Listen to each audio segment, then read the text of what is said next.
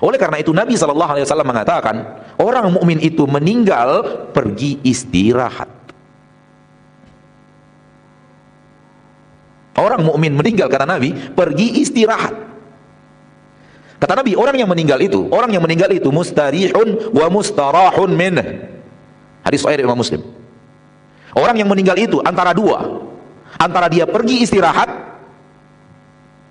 atau dia pergi orang lain istirahat karena kepergiannya. Faham maksudnya? Dia pergi istirahat dari lelahnya dunia,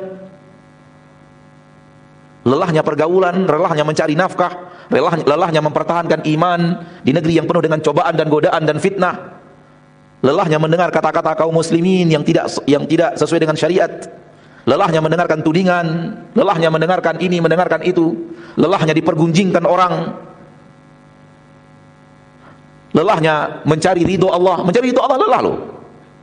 Lelahnya bertahan dari godaan iblis dan bala tentaranya, lelahnya beraneka ragam lelah di permukaan bumi, karena memang Allah turunkan kita di permukaan bumi untuk mengenal rasa lelah itu, mengenal rasa capek itu.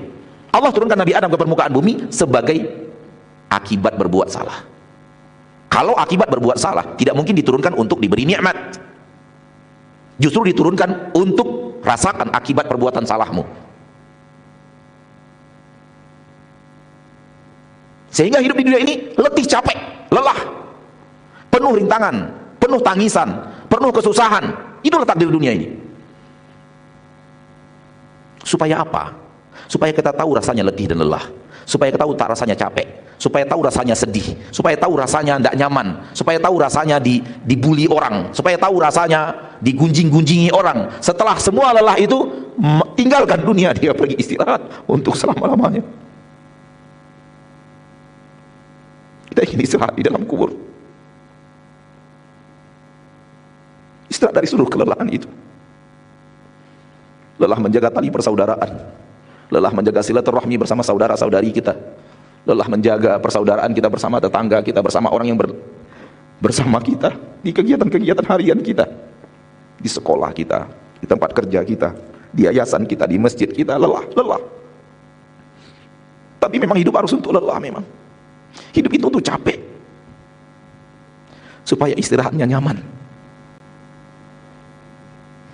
Orang yang tidur siang dan tidak mencapekkan dirinya di siang hari, malamnya nggak bisa tidur enak. Namun kalau dia lelahkan hari-harinya dengan pekerjaan yang membuat dia lelah, lihat alangkah nikmatnya tidurnya di malam hari. Agak mirip itu siang dengan dunia, malam dengan alam barzakh.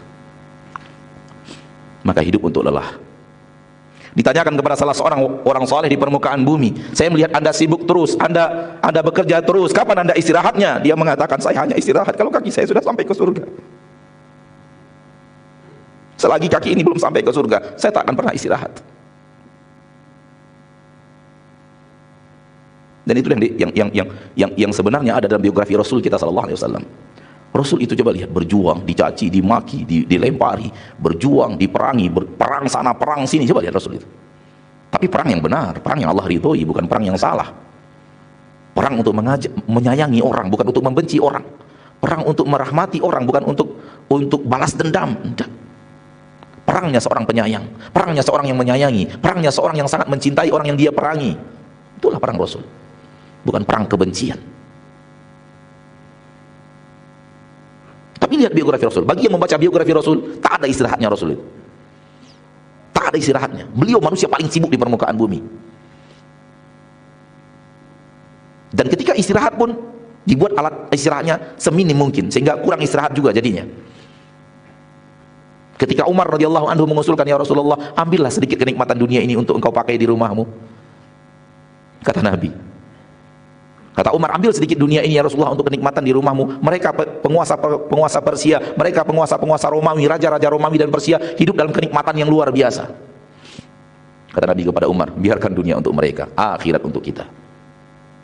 Gak gampang itu, gak gampang mengucapkannya dari hati yang jujur. Biarkan dunia untuk mereka wahai Umar, untuk kita akhirat.